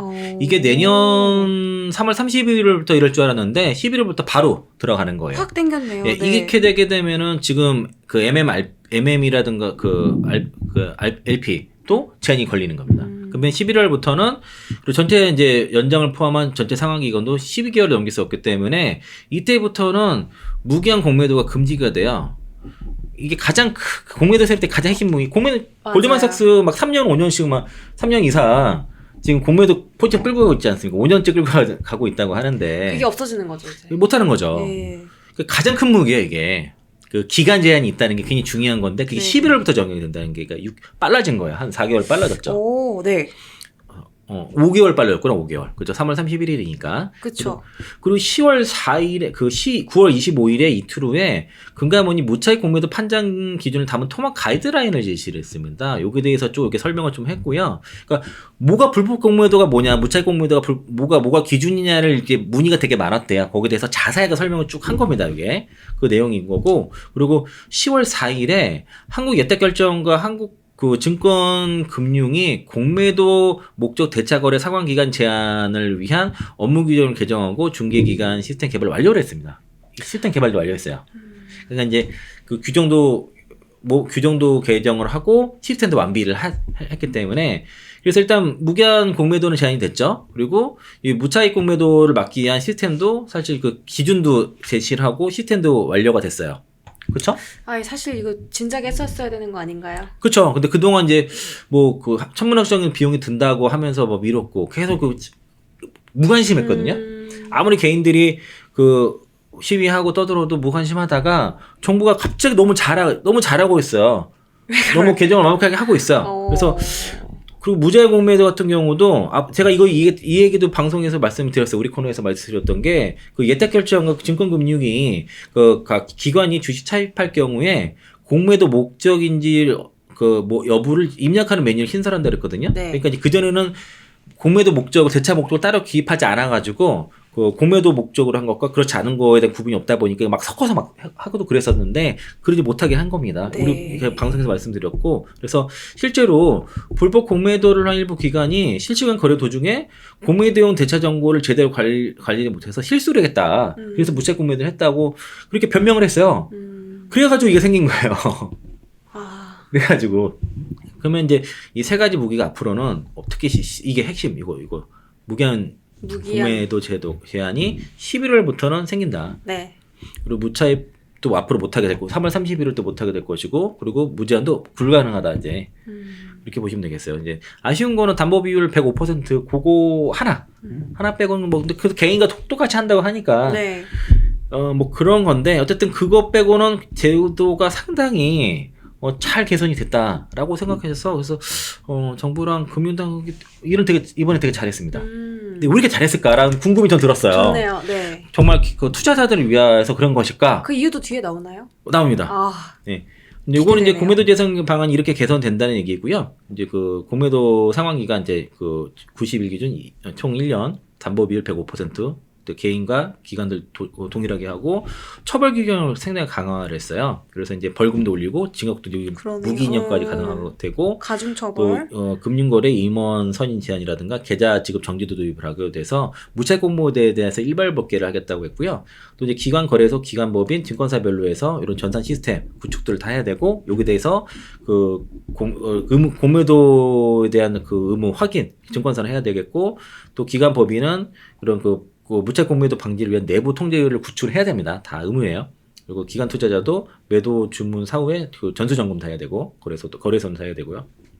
그래서 이제 공매도 내부 통제 및 기관 내 장고 시스템 가이드라인도 좀 발표를 좀 했어요. 그래서 이제 이런 것들이 앞으로 이제 특히 무채 공매도 방지를 위한 시스템들이 상당히 지금 디테일하게 구축이 됐다라고 볼 수 있겠고, 그리고 이런 가이드라인도 좀 얘기를 했습니다. 그래서 이제 앞으로 이제 이거 다 무채 공매도 관련 내용들이에요. 그래서 어떻게 방지를 할 것인지 내부 통제라든가 내부 통제에 관련된 가이드라인을 쭉 제시를 했고, 또 이제 그런 그 무채 공매도 등의 불법적 주문을 방지하기 위해서 이런 그 관련된 업무 규칙이라든가 이것도 검증하는 것들 또 관련 데이터 다 승인 내역을 기록 보관하도록 한 것이고, 시스템 같은 경우도 그 잔고 기반 통제 환경을 구축을 하고 실시간 무차입 공매도를 통제할 수 있도록 해야 되고요.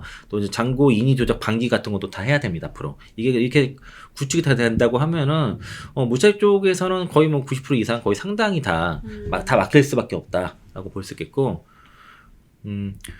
그리고 불법 공매도 걸리면 최대 무기징역까지 형을 올렸습니다. 그러니까 이게 이제 그 국회 본회의를 통과를 했어요. 관련 그 처벌을 강화하는 그 자본시장법 개정안이 통과가 됐고, 또 무채 공매도가 발생하지 않아도 그 1억 이하의 과태료 부과가 앞으로 위법을 할 경우에는 그러니까 무차입 아래서도 위법이면 다 벌금 부과하겠다고 하는 것이고요. 그리고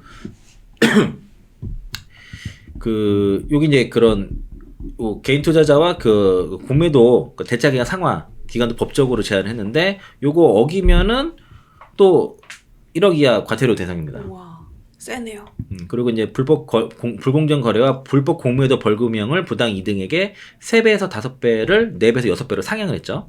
그리고 불법 공매도에도 불공정한 거래와 동일한 징역 가중처벌이 적용하도록 했고, 부당 이득이 50억을 넘을 이상인 경우에는 최대 무기징역까지 적용할 수 있게 한 겁니다. 그리고 이제 최대 5년간 금융투자 상품 거래를 제한하고 상장사 임원 선임 재임을 제한하는 내용도 들어가서 굉장히 엄해졌어요. 네.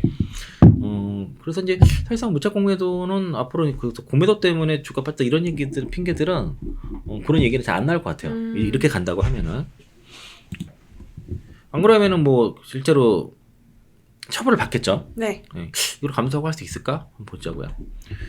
그래서 왜 이렇게 갑자기 빨리, 그러니까 이렇게 급하게 개인 투자자들이 기대를 안 했는데 이렇게 빨리 했을까라고 했는데, 제가 지난해 연말에요, 12월 달에 그 정부가 그때 당시에 내년 올해 연장이 된 거잖아요. 올해 6월까지 6월에 시행되는 거였는데 6월이 되게 되면은 공매도를 전면 시행할 수 있다는 그런 얘기가 있었었어요. 그래서 그거 뉴스를 보고서 느낀 게 저게 세계 국채지수 편입 때문에 공매도 전면 재개를 정부에서 시도하려고 할 수도 있겠구나 생각을 했었어요. 근데 이번에 이게 됐잖아요.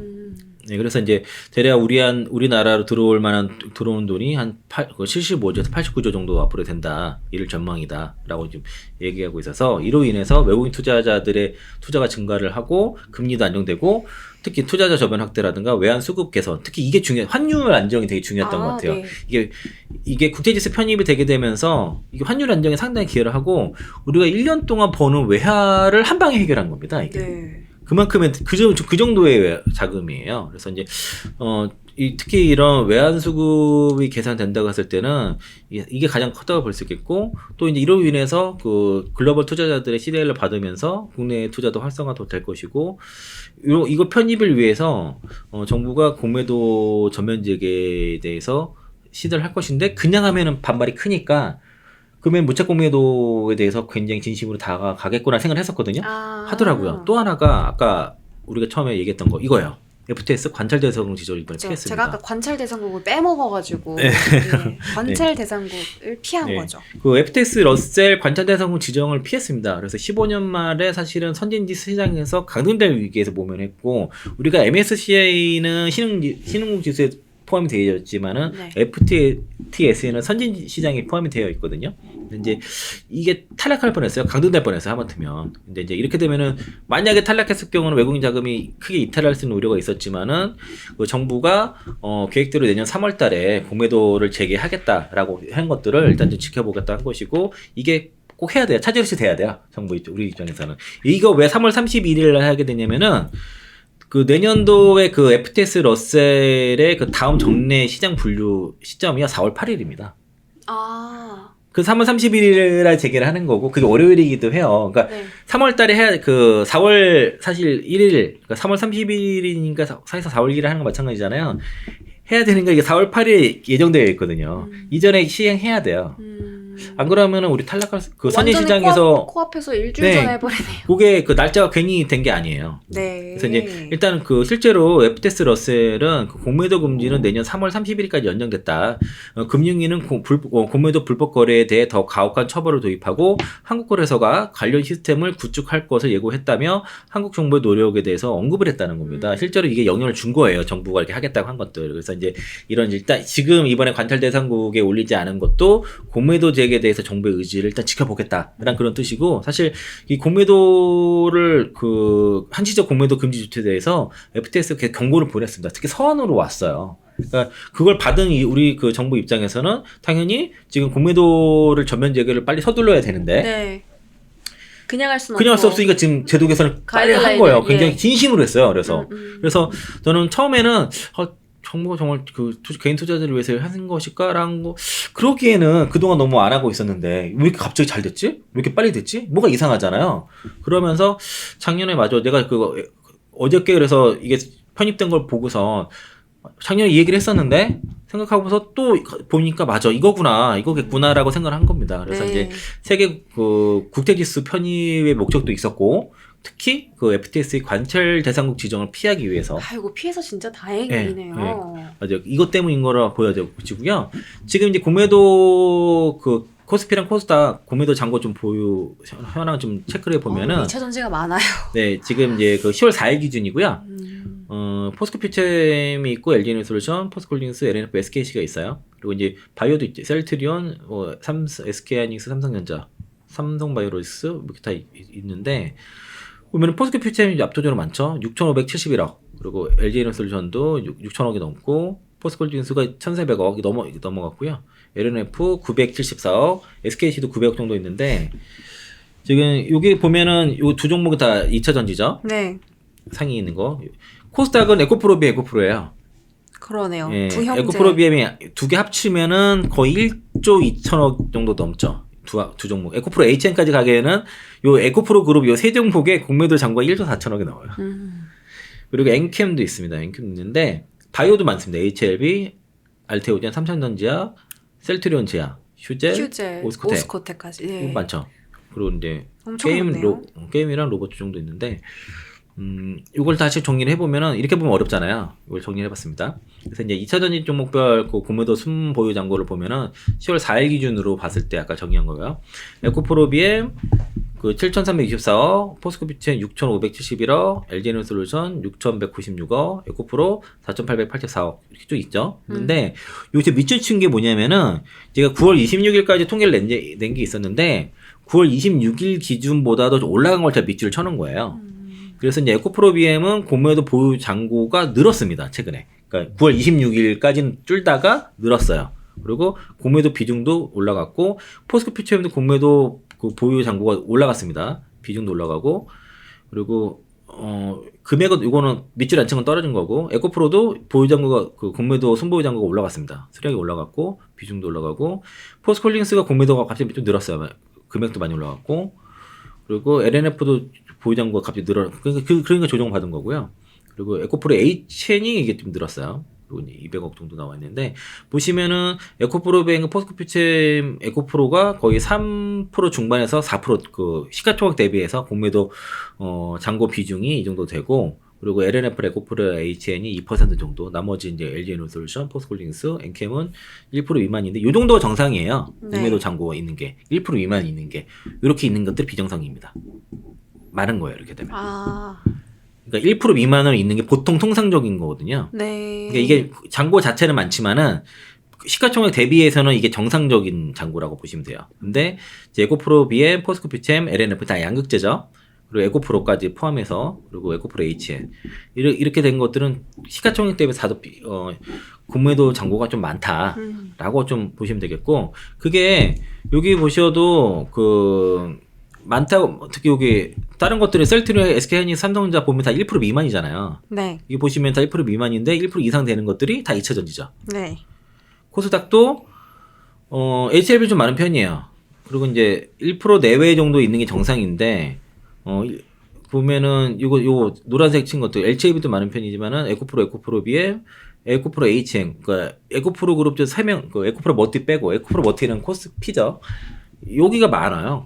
공매도 잔고가. 그러니까 이런 종목들이 아까 앞서 말씀드린 것처럼 이런 공매도 제도가 개선이 된다고 하면 이런 식으로 개선됐을 때 쇼커버 유입 가능성이 굉장히 높지 않겠냐. 네. 업황이 회복되고 실적이 다시 올라갔을 때 특히 이제 에코프로 같은 그룹주는 11월 7일에 IR을 하지 않습니까? 네. 에코프로에 대리하니까 그게 좀 분수령이 될 것 같습니다. 그래서 이제 이번에 9월 달 한 달까지만 체크를 한 거고요. 그래서 9월 한 달 동안에 이제 외국인 기관들 수급을 보면은 그 공매도가 많이 있었던 2차전지 쪽으로 외국인 기관들이 상당히 에코프로 BM 빼고는 상대 매수가 들어왔고 또 이제 외국인 같은 경우도 에코프로 BM, LG에너솔루션, 에코프로 포스코홀딩스를 많이 샀어요. 그래서 특히 이제 LG에너솔루션은 외국인 기관 쌍끌이로 세게 들어왔고 에코프로도 마찬가지고 포스코홀딩스도 들어오면서 포스코홀딩스가 지금 며칠 좀 주춤하지만 반등이 최근에 빨리 올라왔었잖아요. 그러니까 이런 수급의 영향도 좀 있었다라고 좀 볼 수 있어서 그래서 이제 지금 공매도 잔고가 많은 그 종목들은 11월 달부터 좀 주목을 해봐야 되겠다라고 좀 보고 있습니다. 그리고 이제 그 에코프로 이거 사례들어서 이제 그 에코프로 공매도 잔고 추이를 보니까 8월 말부터 쭉 파서 줄고 있었어요. 줄고 있다가 요 9월 26일 이후로는 최근에 와서 다시 좀 늘었습니다. 네, 그러네요. 그리고 LG에너솔루션은 계속 꾸준히 줄고 있어요. 공매도 잔고 수량이. 그래서 이제 커버가 좀 계속 이루어지고 있는 것으로 보여지고 그리고 요거는 그 10월 4일자 뉴스인데 지금 공매도가 완전 금지된 건 아니거든요. 네. 시장 조성자라든가 하겠죠, 네. 유동성 공급대 시장 조성자는 공매도를 할 수 있는데 그런데 이제 그 자사 운영사들이 그런 이제 그 증권사에다가 상당히 이제 그 저리로 운영사들이 ETF로 보여 주식을 헐값으로 좀 대여한다는 그런 의혹을 받고 있습니다. 그래서 자사 운영사와 그 증권사 간의 그 주식 대여 수수료가 굉장히 차이가 크다라고 볼 수 있겠고, 그 운영사가 그 ETF로 보유하고 있는 주식을 증권사에 싼 값으로 빌려주는 대신에 증권사는 ETF 운영사에 ETF를 매수해주는 형태의 담합이 있는 거 아니냐라고 좀 이런 얘기가 지금 뉴스에 나왔고. 올해 상반기 자산 운용사들의 주식 대여 상위 10개 종목의 평균 연수수료가 0.028이었는데 지금 같은 기간에 그 증권사 주식 대여금 상위 10개 평균 수수료는 2.15%예요. 77배 수준입니다. 그러네요. 네. 그러니까 이제 그 ETF 그 운용사가 증권사한테 싸게 빌려주고 그걸 또 이제 ETF를 사게 하면서 시장 조사자들과 RP들이 저리로 이자를 받아가 빌려서 그 공매도를 칠 수 있게끔 그렇게 된 게 아니냐라는 지금 의혹을 좀 받고 있는 상황이라서 그래서 이제 이게 이제 누구는 되게 싸게 해주고 누구는 되게 비싸게 원래 이 정도 받아야 되는데 그거를 싸게 줬다는 거죠. 그러니까 ETF 운용사가 내가 갖고 있는 주식을 정상적으로 뭐 2%의 그 수수료를 받으면은 그게 ETF를 매수한 투자자들한테 이득이 가는 거잖아요. 근데 그거를 비정상적으로 77배 싸게 줬다. 그러면은 그 이득이 투자자한테 가지 않는 거지 않습니까? 네. 그런 얘기를 하는 겁니다. 그래서 이제 운영사들이 뭐 펀드로 보유하고 있는 주식을 사실상 헐값에 대여하고 있는 건데, 그런 사례들이 특히 이제 뭐 에코프로 같은 경우도 그렇고 포스코 DX 이런 종목들이 에코프로 BM 여기서 그런 사례들이 벌어졌다는 것이고요.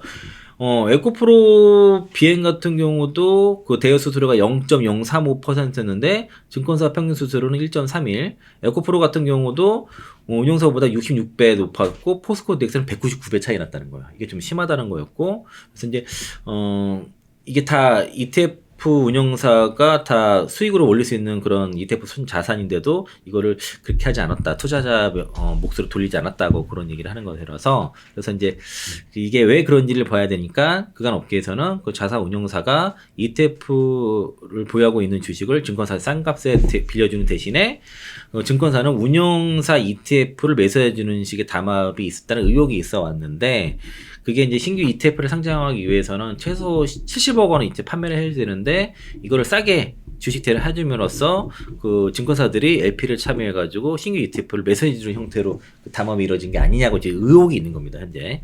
그래서 이제 사실 이제 그 반대 그보다 변명의 얘기는 금토계 관계자는 자산 운용사 입장에서는 운용하는 펀드 주식을 매도할 계획이 없다면 안정적으로 장기 대차를 해줄 수 있는 고객을 직접 하자. 그 낮은 수수료라도 대여주는 게 낫다라고 이런 얘기를 하고 있고요. 그리고 이제 그게 이제 가능한 우량주 대여 비율이 높은 편이라 평균 수수료도 낮게 책정되는 측면도 있다라고 이제 설명을 했는데 뭐 이걸 떠나서 좀 너무 차이가 많이 나니까 의심을 받는 것이고 대부분 이제 좀 공매도가 많이 문제가 됐다. 에코프로 비행 이런 데서 좀 발생했다는 것들이 의혹을 담고 있다라고 볼 수 있겠고 요거는 이제 마지막 얘기인데요. 이건 제가 좀 문제를 좀 얘기를 하는 이유가 이슈앤비즈라는 이게 언론사가 맞나 싶어요. 왜냐면 홈페이지 가보면은 회사 연락처도 지금 핸드폰 번호로 되어 있더라고요. 근데 이슈앤비즈라고 인터넷 언론사인 것 같습니다. 그런데 요게 이제 김하성 기자님이 에코프로랑 에코프로 BM 관련된 주가 움직임을 매일같이 이렇게 기사를 내요. 네. 그런데 이게 7월 26일부터 이걸 썼습니다. 2023년 7월 26일 무슨 날이 있었죠? 폭락의 날. 아니죠. 아니, 에코프로가 150만 원 넘었던 날이잖아요. 착각했어요. 그날부터 에코프로에 대한 주가에 대한 기사를 쓰기 시작했어요.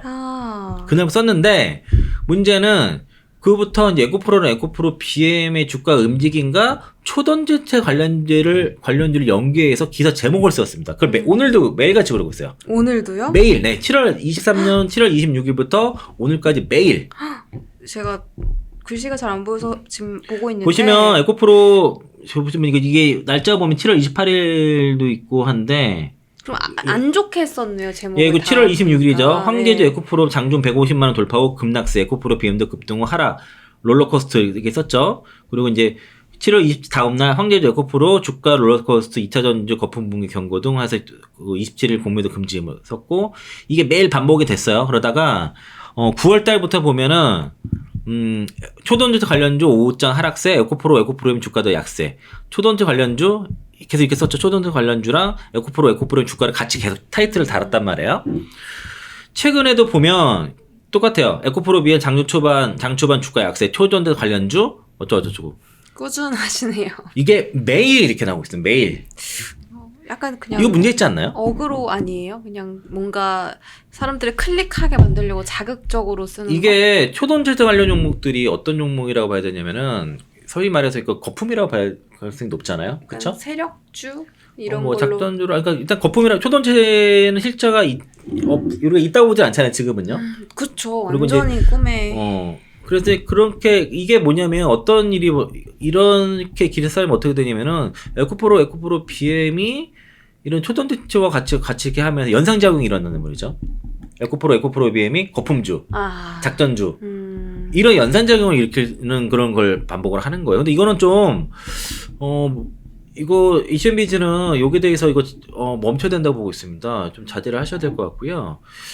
좀 심해요. 이런 거는 이건 아마 이게 실제로 쓰는 건지 아니면은 그게 뭐 기계가 로봇이 쓰는 건지는 잘 모르겠는데 굉장히 지금 좀 질이 안 좋은 형태의 지금 뉴스다. 이게 매일 그런다는 게 더 문제고요. 음모론이 있겠군요. 네, 정확히 7월 26일부터 시작이 됐어요. 오늘까지도. 네, 7월 26일 이제 황제주 이거 150만 원 돌파하고 급락세 요걸 시작을 해가지고 초전지체 관련주랑 에코프로엠을 계속 타이틀로 이걸 매일 반복한다는 거는 정상적인 아니죠. 누가 봐도 좀 문제가 있어서 그래서 에코프로 비행 관련 그 주주분들은 요거에 상의를 하시는 게 맞지 않겠냐라고 개인적으로 생각하고 있습니다. 아마 주주분들이 좀 대노하실 수도 있는 네, 부분. 그래서 허위 제가 사실이니까. 네, 좀 이거 보고서 너무 황당했어요. 그래서 네. 매일 이렇게 우연히 보다가 계속 반복되는 거 보고서 들어가 보셨어요? 네, 그래서 이게 이제 기사가 계속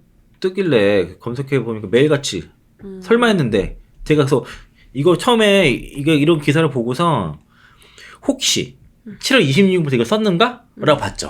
근데 진짜 딱 26일부터 썼어요. 맞아요. 그래서 딱 의심밖에 좋아요. 여기는 진짜 이거 제발 좀 멈췄으면 하고요. 이게 진짜 의심받기 딱 좋습니다. 이게 그렇죠? 그러니까요. 네. 일단 요런 음모론까지 우리 부장님께서 또 열심히 찾아서 이 2차 전지에 흠내는 사람 누가 있나 이렇게 또 2차 전지 역시 지킴이 라는 별명이 너무 알맞는 우리 부장님 말씀이었고 2차 전지 새롭게 업데이트된 내용들 그리고 앞으로 얼마나 그 셀사와 이 밸류체인 기업들이 잘 하고 있는지 잘 할 수 있는지에 대한 부분들 집중적으로 파헤쳐봤고 또 공매도 너무 기대됩니다. 11월부터 이 가이드라인이 적용되면서 2차 전지 섹터에 또 어떤 새로운 변화가 일어날지도 저희 한번 지켜보면서 또 그때 또 새롭게 말씀 전해드리도록 하겠습니다. 자, 그로스 리서치 초대석 이청환 부장님과는 여기까지 함께 하겠습니다. 고맙습니다. 맞습니다. 그로스 리서치 멤버십에서 매월 제공되는 기업 탐방 리포트와 프리뷰 리포트, IR 담당자 통화 IPO 보고서 실시간 정보 전달까지 그로스 리서치 멤버십에서 만나보세요.